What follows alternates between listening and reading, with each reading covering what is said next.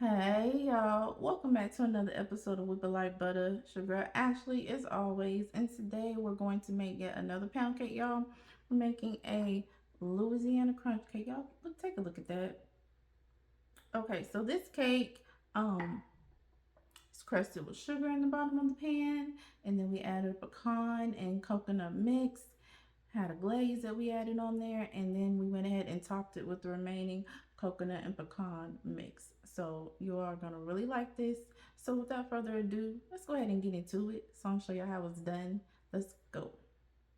All right, y'all, it's time to whip it like butter, like literally. We're gonna start by going ahead and whipping up our 3 sticks of butter. That's a cup and a half. And then we're gonna slowly add in our granulated sugar. You know, y'all, nice and slow.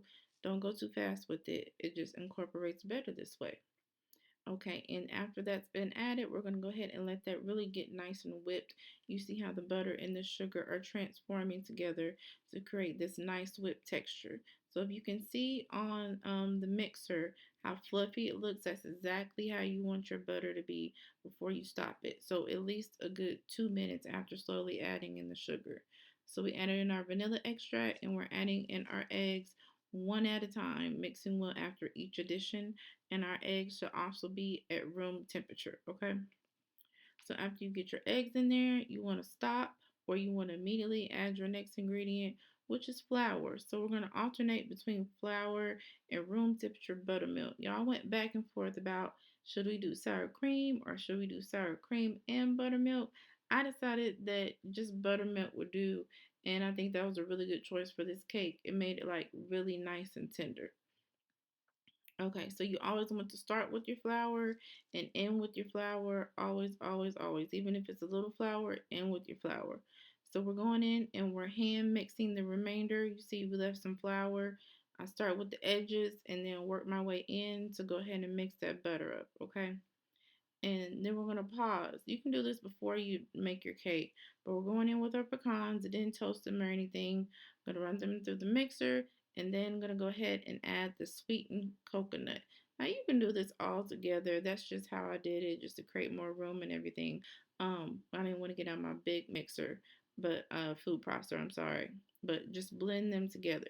You can decide what consistency. I want mine kind of small. I don't want it to be too chunky on the cake, but definitely a choice thing. So of course, like always, we want to spray the hell out of that bump pan, and we definitely need to make sure that we have our spray heavy because we want to use that to stick everything in our cake pan, okay? So we're gonna start off with granulated sugar.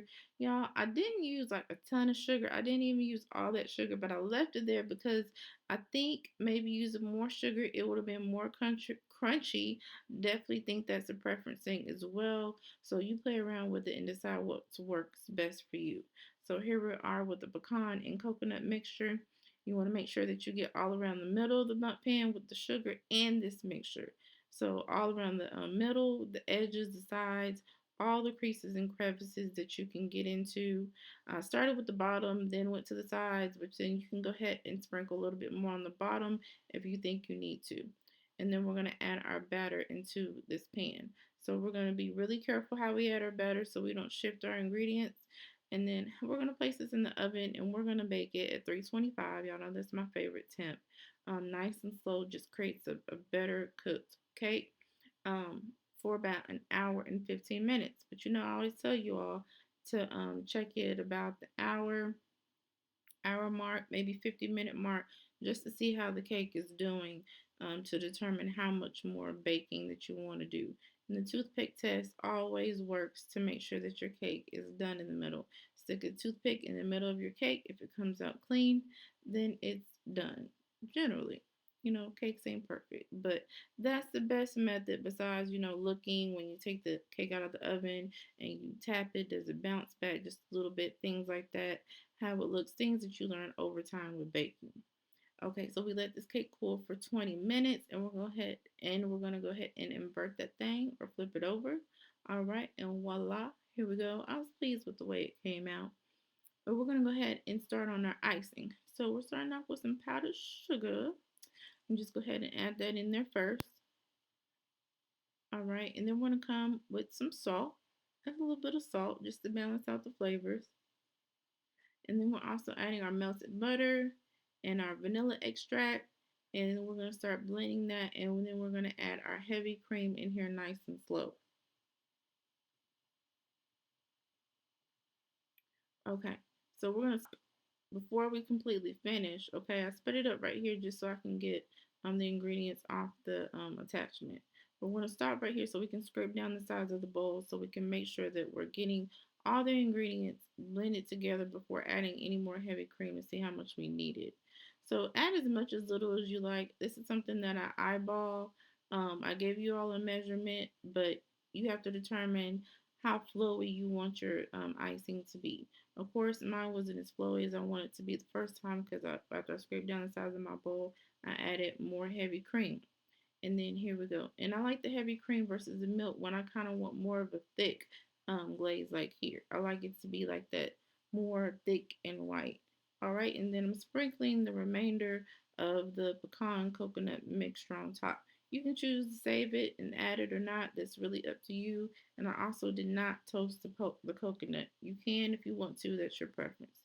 Forgot to film when I was cutting the cake, so I had to do it again. But here y'all go. And let's go ahead and get into this taste test. Okay, so here we are with our little slice of delight. Let's go ahead and dig in. Let's start here. Okay. Like that, how the fork glides through that cake, but it was a little resistance, probably that crunch.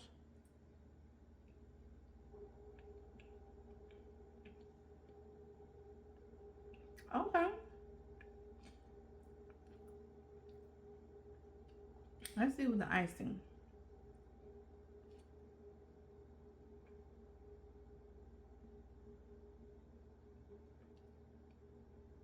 Got that crunch. So I can definitely taste all the flavors in this cake. That coconut, that pecan feel, with that almond, all that encompassing into this cake. I really do like it. It's nice and tender, big burst of flavor, like from the crunch to the icing to the outside. I like how the coconut is not like too big and too flaky or anything like that. Yeah, I think y'all are really gonna definitely like this cake.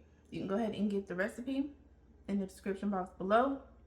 Don't be stingy. Make sure that you share, like, subscribe if you haven't already, and join us back for more over here at Whip It Like Butter. Bye.